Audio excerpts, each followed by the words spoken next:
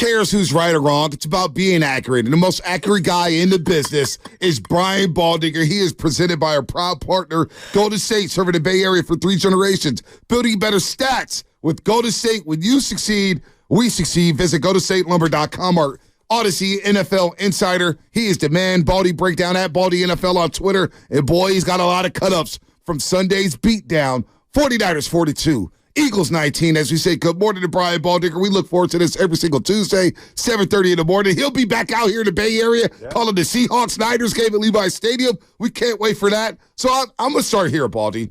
Yeah. I'm going to start here. The tone, to me, Sunday wasn't set in the first quarter. It wasn't set in the second quarter. To me, the tone was set when the Niners left the hotel room, got out of the hotel lobby, got on the team bus wearing all black. And they walked in the Lincoln Financial Field wearing all black. So you knew it meant something. To me, that was the ultimate tone setter, Baldy. It was like, oh, these boys mean business today in Philadelphia. Well, I mean, I don't know if the dress code, has we've seen that stuff play out before. They were down 6-0 in the first quarter. It wasn't looking, great. But I said this, when they were stumbling a little bit, that the guy that, to me, just gives this team and this whole fan base just something to just gravitate towards is Deebo. Like, he's just a different type of player. Like, he gives that team a level of toughness that, not that they don't have it, they have it, but he just gives them extra pop like nobody else. You could talk about Christian, he's an MVP. You could talk about Trent, you could talk about how well Brock is playing. I just feel like Deebo gives that team something that a lot of teams don't have. They just don't have that type of spark from a guy that's that tough and that hard to tackle. Baldy, you've been around the league a long time. You talk to these guys. You know how confident you have to be able to play this game. Deebo talked a lot. I mean, he talked a lot, and there was a lot of chirping back and forth. Clearly, this was personal between the Eagles and the Niners. Like, they don't like each other, and I kind of love it. No, Joe, I'm with you. They don't like each other, and they want to meet again. They want to see each other in the playoffs, whatever round that might be. They want to see each other again, and that's a beatdown. But it was a beatdown in the NFC Championship game, and look, I've got no problem players talking. Fans love it. I love listening to it. I wasn't a big chirper, but I enjoyed doing it and giving it back to guys. And it does take it up to a whole nother intensity. And when you put stuff out there all week, the idea is I'm going to go back it up. And I don't know that Deebo's ever backed up anything he's ever said more than what he just did in Philadelphia on Sunday afternoon. Well, what does that do to your teammates? What does that do to the opponent? Like, what are the ramifications of backing it up that way? Because, I mean, whenever that guy wants to lead, I'm ready to follow. Well, the thing is, Joe, is like there wasn't really much to say. He did all his talking on the field. And so what are you going to do if you're Darius Slay? What are you going to do if you're Brandon Graham? What are you going to do if you're any of these defensive players for the Philadelphia Eagles when he's just blowing right by you and just, scoring 3 touchdowns and basically, owning the defense? And so there's not much you could say at that point. If they get the chance to meet again in the playoffs, which I hope they do, there'll be more of this, and then it will get settled on the field. Baldy, I do want to ask you this before we get into the Niners, because they were flawless, especially after the first quarter where they had 6 plays for -6 yards, and next thing you know, they convert 8 of their last 9 third-down conversions, and on 1 third down they get it on 4th down anyway. The Eagles, and Chaska and I have been kind of going back and forth about this, and I try to look at it from the other side. And I'm watching that game thinking, why aren't the Eagles running more? Maybe they couldn't run. Maybe they didn't want to try to run. Maybe they had too much respect for the Niners defense. But DeAndre Swift has had a special season for them. And he left that game with 6 carries, and that was a 1-possession game for the better part of 3 quarters. Did you have any problem with their offensive approach to this game this past Sunday? Yeah, I mean, I saw the same thing, Bonte. And they have done this before. They've gotten away from the run. They did it last year in games, and it never seems to ever pay off when they do. And the only way to get into a rhythm, the only way to run the ball is by committing to it. And their lack of commitment to it. Now, some of it is they've been playing without Dallas Goedert. He's a really good blocking tight end. And the strong side run game isn't quite, but there's ways to run the ball. You can run the ball with 4 wide receivers. You can still find ways to do it. But they get away from it. A lot of heat on Brian Johnson, the offense coordinator here, but it comes from Nick Sirianni. Nick, he's basically supporting, and he can change anything he wants to change. But they got away from it, and I don't think it. I know the guys up front, Lane Johnson and Kelsey, they don't like it. Mulata, they're not a big fan of it when they do it. If they win and they get away from it, that's fine. But when they get beat down like that, and they're not making the 49ers really have to play real football when you're just dropping back to throw it every down. It's not a good thing. I mean, Lane Johnson was literally one-on-one with Nick Bosa, seemed like every single play all day. And so that's not what he wants to do. What about that battle? Yeah. Those guys were going at it, Baldy. You had the tape on there, all-pro versus all-pro. I mean, this is a classic matchup. I mean, I don't know. Bosa had his work cut out for him, but, boy, those guys were battling on the edge there, Baldy. Yeah, usually Nick goes to the other side, and he did for a little bit, a couple plays, but mostly it was Lane versus Nick. And, Lane is just such an elite athlete. He gets off to such fast starts, takes advantage of the rules that are in the book. It's just hard. I mean, Nick's not going to get, he's not going to get he's going to have the best athlete at tackle that he goes up against all year out there. And so, he spun on him, and I've never seen a tackle just spin to counter his spin the way Lane did to get in front of him. Nick had a couple of good rushes, but overall, I would say that Lane probably got the better of that. But look, at the end of the day, the 49ers beat the Eagles down. It doesn't really matter about stats. Right. They're 9-3 right now. They're in the driver's seat, honestly, to win this, to be the number 1 seed in this league. So break down the trenches a little to me, because and I don't know, you watching the All-22, and I want your perspective on this. It did feel like they were trying to do something very specific against Jalen. They weren't getting home necessarily, but I felt like the coverage on the back end did a really good job, and it was forcing him backing up out of the pocket, moving to the right, and I just felt like he was never really comfortable per se. Was that a byproduct of something schematically that they did, or is that just how he plays? No, he doesn't play like that, but they mix a lot. I thought it was the best game I've seen a 49ers secondary play in a long time. Really? I mean, It didn't matter if it was Travarius Ward, who got a lot of A.J. Brown. It didn't matter if it was Ambry Thomas, who's playing great, or Domador Lenore, who's in the slot now and really kind of fixed that position. Individually, one-on-one, excellent, man-to-man. And then when they went to zones and they just took everything away, I mean, there's Jalen Hurts just holding the ball back there. I mean, Javon Kinlaw got the 2 easiest sacks he's ever gotten in his life. I mean, basically, Jalen just said, okay, 8 seconds is enough, I'm getting down. It's kind of what happened. But regardless, I mean, the coverage was really, really good. And if it keeps up like that against, even this week against Seattle or Baltimore, whoever's, up on the dock, they're going to get a lot. They're going to end up getting a lot of sacks because they're not going to see Lane Johnson every week. I noticed, and I could be wrong here, but it felt like Steve Wilkes had a spy, and it was a different guy, or somebody who with a delayed blitz, whether it was Warner, Greenlaw, Gibson. I saw a variety of looks in that formation, and then Greenlaw, just the tone setting. What'd you think of the Gainwell suplex and the play near the sideline? Well, there's no place for any security guard to get in between players. There just isn't. Dom's been there forever. He's about as high up in the food chain as Jeff Lurie allows any non-coach, to be honest with you. He's got a lot of seniority in that in their organization. But he's trying to separate Devontae Smith right there and from Greenlaw. There's just no place for that, And so it's unfortunate. I know Dre's, I think, been tossed out of a game before. He just has I know you guys know him. You listen to him. I mean, he's about as mild manner a guy and a sweetheart as you can get. He just flips a switch when he's on the football There's field. no doubt. Like nobody else. I mean, because if he gets a chance to body slam somebody like it's Monday Night Raw, he's going to do it. Might get flagged for it, but that's just the way he plays the game.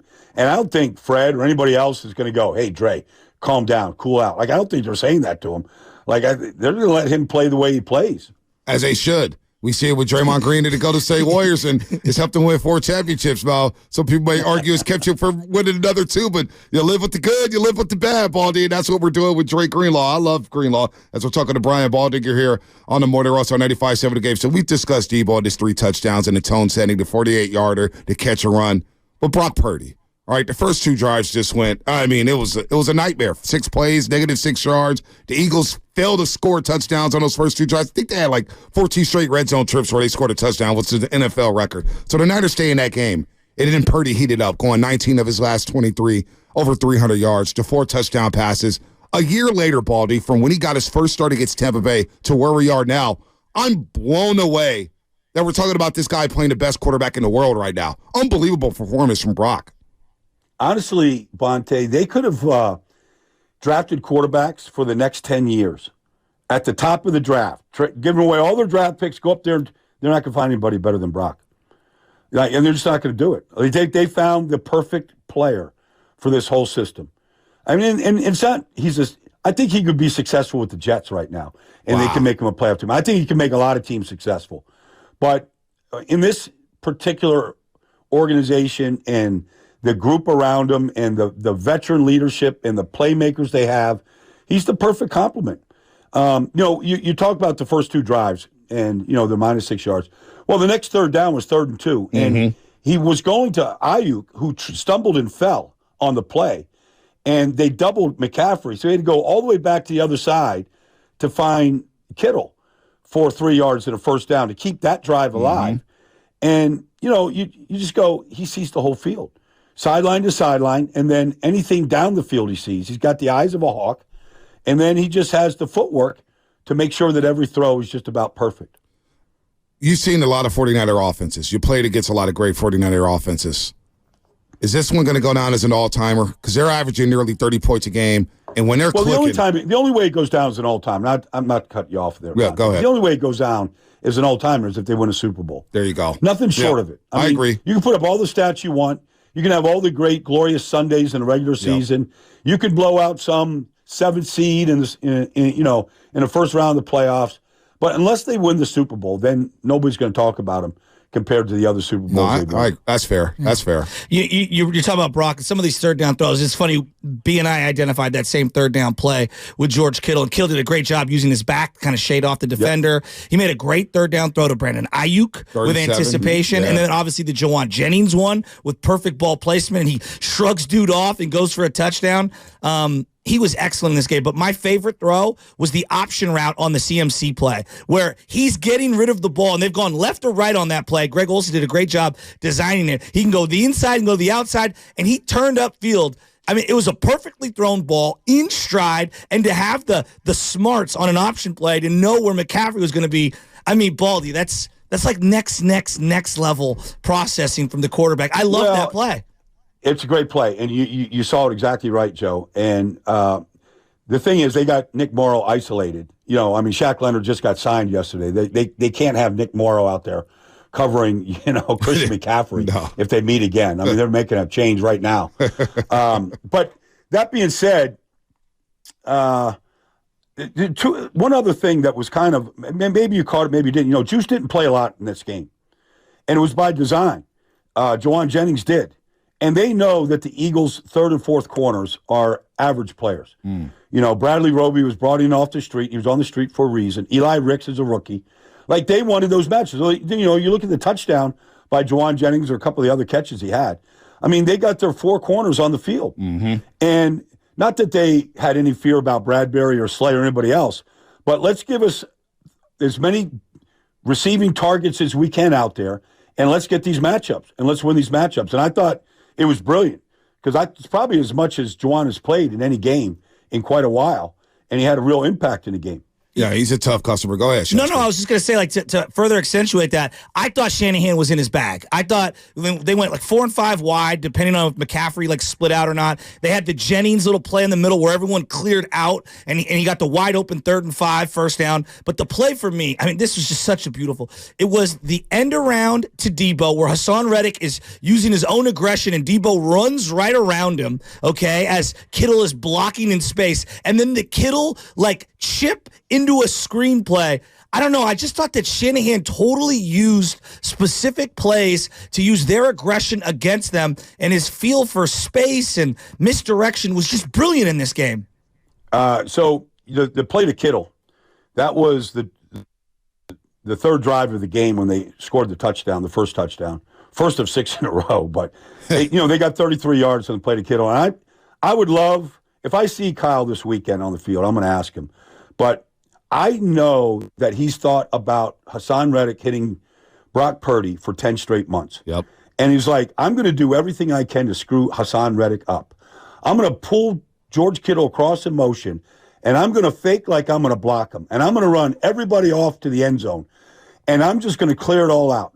And I'm going to see how Reddick, responds. We're never going to let this happen again. We're gonna fake this guy. We're going to play action this guy. We're never going to let that happen again to our quarterback, as long as I think that play, I've never seen that play before from Kyle Shanahan. It was specifically drawn up and created for Hassan Reddick, and it worked. And they got 33 yards, and a couple plays later, they ended up scoring. As we use the old 24-hour rule where we celebrate for 24 hours and then we move on to Seattle, because I love that breakdown about Hassan Reddick there. Looking ahead to Seattle. They're coming off a tough Thursday night loss to Dallas. DK Metcalf went crazy. Geno was throwing the ball all over the yard, yet they blow it there in Dallas. What should we expect the second time around from Seattle? Because they got off to an atrocious start on Thanksgiving night against the 49ers. You can't spot them 24 points and be down 21 points at the half against this team. Well, they got a good coach. They got a great coach. And so they're going to be prepared. They've had 10 days to get ready. DK can beat any corner in this league. You want to play man coverage, all right. DK can still get past you. I think he hit 23 miles an hour on that slant. on that Thursday night game against Dallas. I mean, there's, nobody in San Francisco is going to catch that guy if he gets that kind of a steam going. So, they've got that. This Jackson Smith and Jigba is a good player. Like, they could put 3 legitimate targets out there. And if you want to play man coverage, they'll have their man beaters up. And, Shane Waldron's a good offensive coordinator. It'll help if Walker's back. I don't know if he is or not. I haven't seen the injury report. But he makes a big difference because he's an explosive back that if you miss a tackle, he can go a long ways. I just think defensively right now they're really struggling. And so to me, the real question is, can they stop teams right now? Yeah. And I've seen, I just haven't. They've got a lot of young players. Devin Witherspoon is a really good young player. But Tariq Woolen isn't playing like he did last year. Mm-hmm. And, I know Bobby Wags is in there and Jordan Brooks, will see if he's healthy, but they just haven't played well defensively. And they're largely a zone team. And if they get man-to-man coverage, they don't, because they're blitzing or they're trying to get pressure, they just haven't been real good at holding up right now. Baldy, I don't think we talk enough about CMC. I'm watching a guy. Frank Gore was just a savant. The feel, the patience, the feet, the vision, the blocking, the toughness. He was awesome. And I'm not diminishing him in any way, but I feel like I'm watching one of the greatest running backs I've ever seen in a Niner uniform in Christian McCaffrey. His patience, his stutter step to set the block up and then explode through the hole. He always finishes runs hard. The hands, like everything about this guy. I feel like I'm watching a guy with 0 holes in his game. When you watch Christian McCaffrey, what do you see? I see. I'll just limit it to 3 things. Yeah. One, he straps the football to his body. Like, nobody's getting that ball out of him. It doesn't matter what move he's making to make somebody miss. So the ball's strapped to his body. So ball security, number 1, as good as it gets.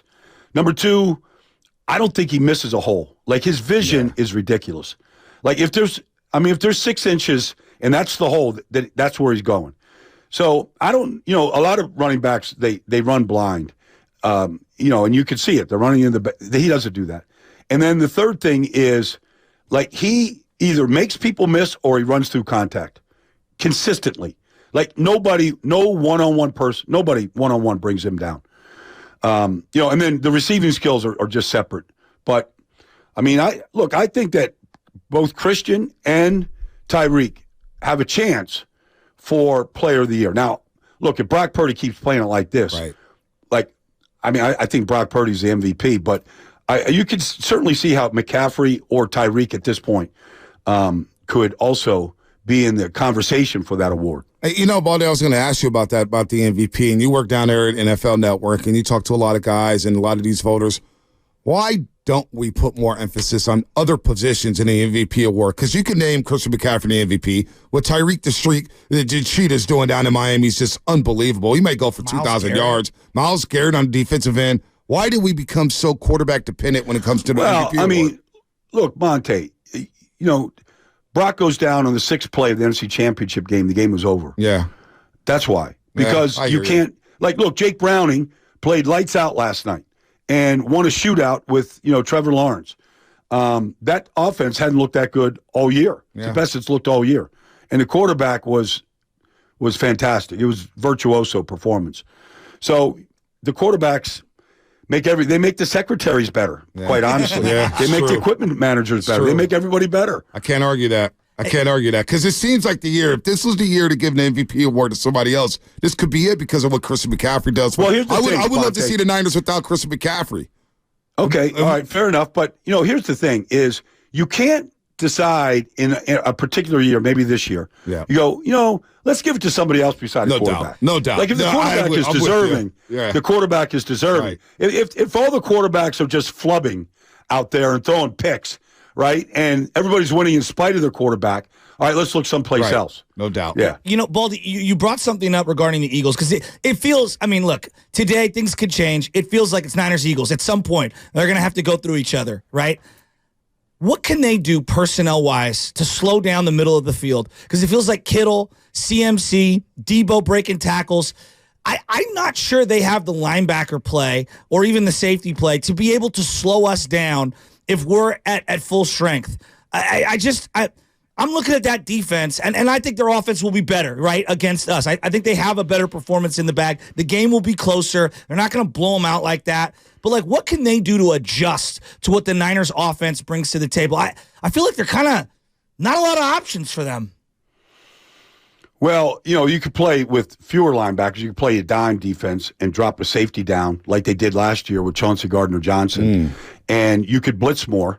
But then, you know, if you do that, if you play that dime, okay, well, here's Trent Williams coming down, blocking on the defensive tackle up to that dime linebacker. And that's just a fight that nobody wants to see with McCaffrey coming right behind you. So Kyle's going to see that. He's going to recognize that defense like Dallas plays that defense. And when you get that defense, you got to run them out of it. That's what you got to do. And, you know, so that's an option. But then I think Kyle will adjust and, you know, they'll go to a strong running game. But they've already given up way more touchdown passes this year than he gave up all of last year. Wow. And they're not taking the ball away. I mean, they've got 6 interceptions. They had 17 a year ago. They're nowhere near where they were defensively a year ago. They're last in the league right now on third down defense. Whoa. You know, you mentioned that, you know, Brock was 8 of 9, right? You know, coming down the stretch after those first 2 third down stops.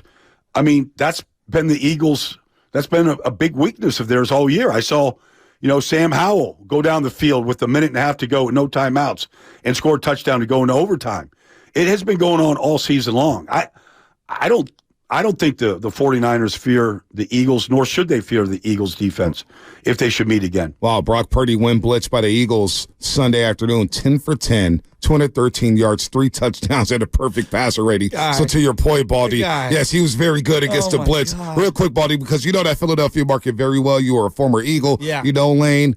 What was the mood like in Philadelphia yesterday? Because we've had our own trash talking with Sports Radio 94 WIP. We've been going back and forth. It felt good not hearing from those guys. I'm not going to lie, Baldy. You know, honestly, sometimes you just got to take it on the chin. You just got to take it on the chin. Like, you mean, you can bounce back, you know, and but the 49ers just did to the Eagles what the 49ers did to the Cowboys. And that type of performance, like I don't know what the ratings were for that game, but I got to believe it's the number 1 rated, you know, afternoon game this year. Like the whole country got to see it, the way they saw him do that to the Cowboys. And everybody else is looking. I mean, I just feel like the fans are all looking up at the 49ers going, all right, well, we just got Shaq Leonard. All right, now we're going to fix our linebacking core. Well, all right. Shaq was struggling in Indianapolis too now. I mean, I love him. And he's a playmaker, but I don't know what Shaq Leonard, you know, the Eagles are getting right now. Yeah, the Niners outscored the Cowboys and Eagles this year, Paul, 84-29. 84-29. Throwing the New York Giants I haven't game. done that math yet, Monty. No, the math pretty is alarming. Hey, man, I'm not an algebra. I can't teach algebra out, Baldy, but I can add that stuff up. Real quick, your thoughts on the CFP Final Four, man? Because my Florida State Seminoles, I feel shafted. I get it why they didn't make it because of the quarterback situation. It just seems like my whole life, and maybe your whole life, I see you wearing an SMU shirt. They just can't get this stuff right in college football. No, they can't. They get it right at every other level. They can get it right at high school. They can get it right at Division, 1AA. Like they can get it right at NAIA. They can get it right. How does Florida State? You're undefeated. You haven't lost. Like, how aren't they represented? You look at Georgia. How can you be the number one team in the country for 3 straight years in a row and lose by a field goal and be out of the playoffs? It's insane. Like, none of it makes any sense. It's insane. Who would your Final Four be? Well, I would have Georgia and Alabama in there. Georgia, Alabama, Michigan, and then, I'd let everybody else, between Florida State, Washington, Texas, fight it out. Yeah, no, I'm with you there. That'd be my 4. How Georgia's not one of the best 4 teams. It's just about the best team. Yeah. Who's the best team? Like, I don't know. I almost think like Michigan, Alabama, like that might be the championship game. I like Bama. I like Bama, Baldy. It's hard to bet against them. The quarterback's gotten a lot better. Yep, no doubt. So, he's improved a bunch. When you getting out here in the Bay Area, Baldy? I'm getting out, late Thursday night. Uh-oh. I got a CYL game. We should have a Baldy appearance Saturday afternoon. Oh, my God. On the bench with the guys, helping the 7th graders out. Well, we'll touch base out there, Joe. Hit we'll me touch up. base. Hit me up. All right. It doesn't sound like CYO is in his plans. Baldy, get out of here. See you, buddy. All right, man. All right, guys. I'll see you this weekend. See you this weekend. Brian Baldinger here on the Morning Roast on 95.7 He could be my big Dom. Oh, my gosh.